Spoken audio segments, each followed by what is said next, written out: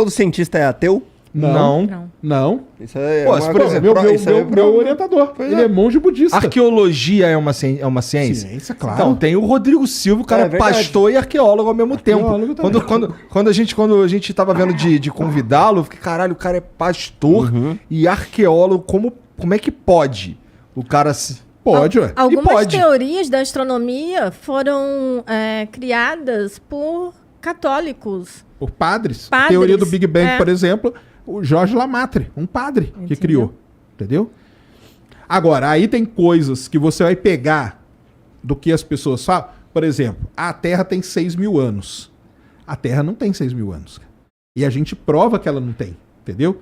Eu trago pra você aqui um bichinho que eu tirei lá do fundo do poço de petróleo. Entendeu? Eu trago ele aqui, a gente mede a idade dele, tem como medir isso com não só com um método, isso que é legal, com vários, e eu acho a idade daquele bichinho pra você. E eu te mostro, te provo que não é 6 mil anos, é milhões de anos. Então, como que eu posso ter um bichinho com milhões de anos numa Terra que só tem 6 mil anos? O Raul Seixas mesmo, que nasceu há 10 mil anos atrás. Exatamente. Mas a gente sabe exatamente quantos milhões de anos? Ou a gente sabe que não é 6 mil? A gente sabe exatamente. Consegue saber a idade. A idade da Terra é 4,56 bilhões de anos. Senhora. O universo é quase 15, Erraram um pouquinho 13,7. aí na conta, então, né? Quase 14, então. Quase 14.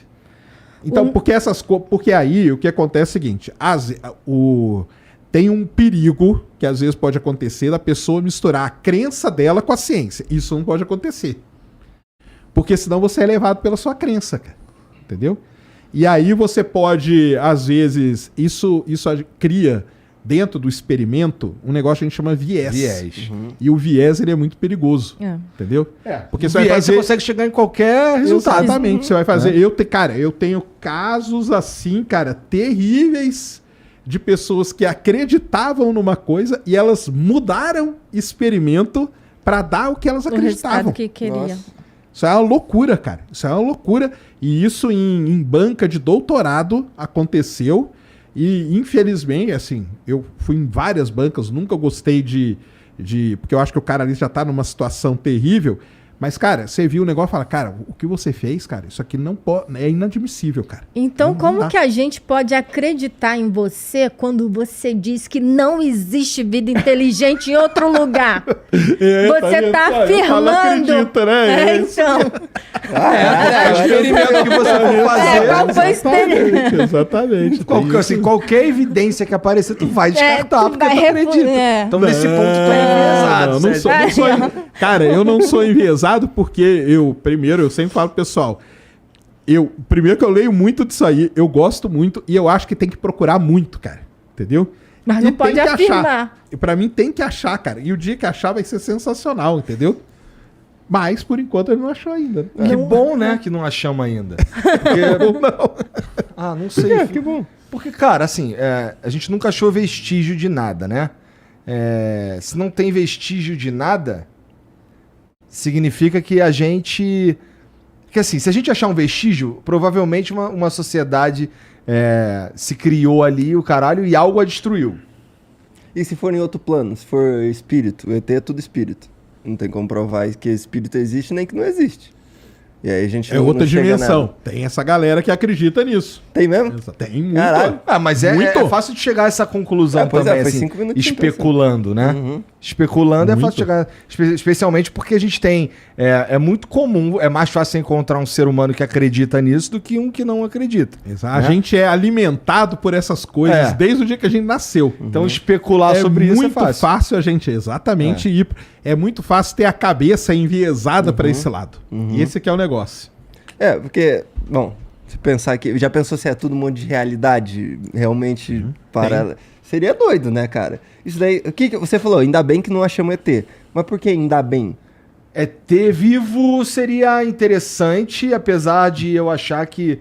Bom, depende do estágio de evolução deles, né? Porque assim, se você encontra Se um ET te acha, aí fudeu. É esperado isso. Assim, se um ET te acha, aí fudeu. Se você acha os ETs, eu acho que fudeu pra eles. Tá? Por quê? Porque a gente vai dominar eles, pô. Aí é que é o negócio. Por que você tem essa cabeça? Eu vou te falar por quê. Por quê? Guerra dos Mundos. Não, cara, é só pegar a história. Quando os portugueses chegaram aqui no Brasil... Eles dominaram aqui. Porque eles eram mais o quê? Mais tecnologicamente desenvolvidos. Exatamente. Mas será que isso parece ser uma regra humana? Será que o ET segue essa regra Aí é que humana? tá. A gente... Isso, cara. A gente normalmente usa a nossa régua para medir as outras coisas. E isso que você falou é o seguinte.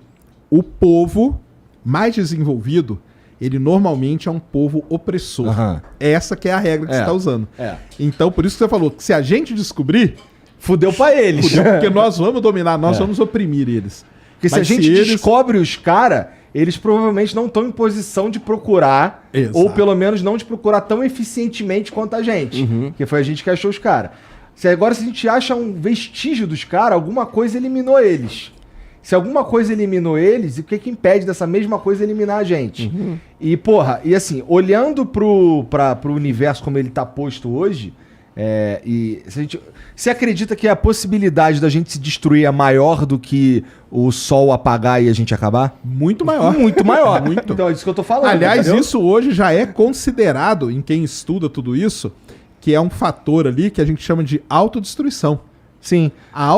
Muito provavelmente a gente deve se autodestruir muito antes do sol engolir a Terra. E a gente tem trabalhado tá bastante pra isso, Nós estamos né? tentando, nós estamos no caminho ali, entendeu? Diligentemente, inclusive. Imagina aqueles caras lá que moram lá no Ártico da vida lá, antes de ser, tipo, super divulgado e tal, porque lá apaga o sol mesmo, não é? Durante um maior tempão. Sim. Imagina o desespero, o cara achando isso daí, tipo... Não, o cara é será normal, que eu imagina sou- o cara nasce nessa condição, é normal. Não, verdade. Se ele tá ali já, mas aí de repente começa a ser falado sobre aquilo e fala, ué, era pra ter sol pra caralho e aqui assim... Mas é que o que acontece? Eu acho, tá? Assim, se eu tivesse que analisar isso daí, e num lugar onde supostamente eu sou mais inteligente, tá bom? Eu ia analisar da seguinte forma: as pessoas, elas, à medida que elas vão andando pra lá, elas vão percebendo que acontecem mudanças Começa a no tempo ficar do mais- dia. Uhum. Então as coisas começam a mudar ao longo do caminho. Porque ninguém só viajava pra lá de avião, né? Os caras iam andando. sim. Então, porra, não chega a assustar, eu acho. Porque as fato. transformações acontecem de uma forma relativamente lenta até Não, com você certeza, chegar com lá, certeza, né? com E certeza. quem nasce lá, nasceu lá. E, Eu acho que caralho, pode ter noite pra gerado caralho. essa dúvida em um caboclo que surgiu lá aleatório, assim, tipo, o cara foi pra lá, não sabia. Não tinha como o cara ir pra lá sem saber, Não, pô. depois que as coisas já tá tudo certo ali e tal, não tá sabendo disso. Ah, foda-se, falei merda. Pô, porque deixa pra lá. assim, se o cara for pra, se o cara Não, só não, mas chegar aí lá, eu queria que você falou? aprofundar, era Mas só isso aí é o um- seguinte, cara. Por exemplo, quando tem eclipse do Sol, que a Lua tampa o Sol, isso aí para muitas civilizações indígenas, astecas, maias, e você pegar os egípcios também e tal, aquilo ali era uma coisa de outro mundo, cara. Aquilo ali para eles era tipo quase o fim do mundo, entendeu? Então existem lendas e mais lendas. Eles sempre tentaram explicar com essas lendas. Então esse lance aí do cara que mora no Ártico e ele, pô, tem sol, de repente passou tantos e tantos meses sem sol. Eles foram aprendendo a lidar com aquilo. Então eles sabiam que na hora que o sol estiver em tal posição, eu sei que daqui tanto tempo vai acabar e vai virar tudo noite. Então o que eu tenho que fazer?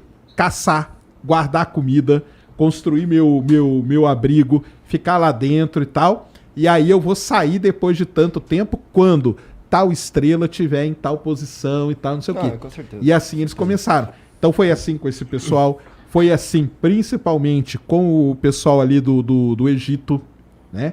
Então eles viram, cara, quando o sol tá ali, começa a chover pra caramba.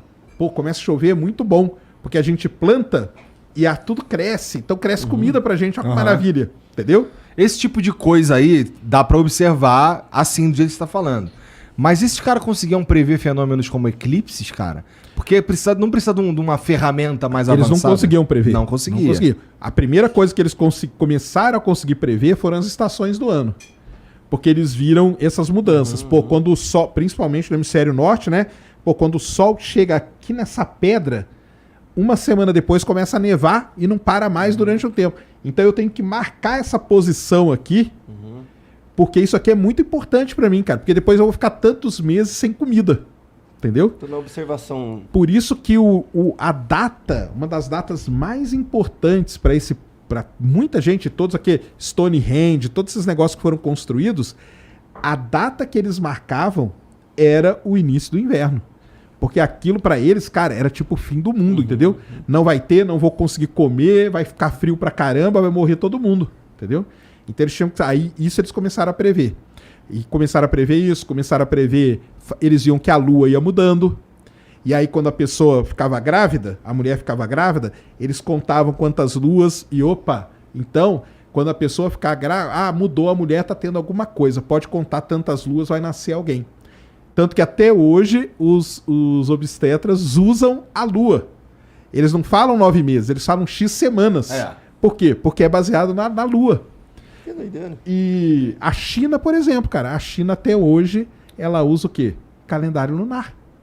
O ano novo chinês começa na primeira lua nova do ano. É assim que começa. Não é dia 1º do coelho. Não é dia 1º de janeiro, dia 2 de janeiro, dia 3. Aliás, cada ano é um dia. Porque pra eles não importa o dia, pra eles importa a primeira lua nova do ano. Aí começou o ano, entendeu? Então, essas coisas aí o ser humano foi aprendendo. Aí prever precisou da matemática, muitos séculos depois. Muito tempo depois. O Núbio perguntou se seriam os anjos alienígenas. Seriam os deuses astronautas? Seriam os deuses astronautas? Isso mesmo, Eric Van Daniken. Muita tem, então. De novo, cara, você pegar a Bíblia, nós falamos da Bíblia pelo lado terraplanista. Se você pegar a Bíblia pelo lado da ufologia, cara, tem milhares de passagens ali que você pode... Até Jesus seria um ET. Jesus, muita gente fala que sim, e um dos casos mais famosos da ufologia é Fátima. As ufologia essa parada? Eles falam, a interpretação que você pode dar é isso. Que as 3 meninas ali, né? Quando elas viram, na verdade o que elas viram foi algum fenômeno extraterrestre. Não era Nossa Senhora nem nada. Por isso que tem o tal do segredo. Por que tem um segredo de Fátima? Que passa de papa para papa e você nunca fica sabendo. O pessoal quer saber da área 51, mas ninguém quer saber do segredo de Fátima. Deve estar guardado junto, né? Se você pega a Bíblia, esse que é o negócio, cara. Você pega a Bíblia e lê ela com uma mente... Com viés, né? Com viés da ufologia, você acha um monte de coisa. Com viés da Terra plana, você acha um monte de coisa. E aí vai indo.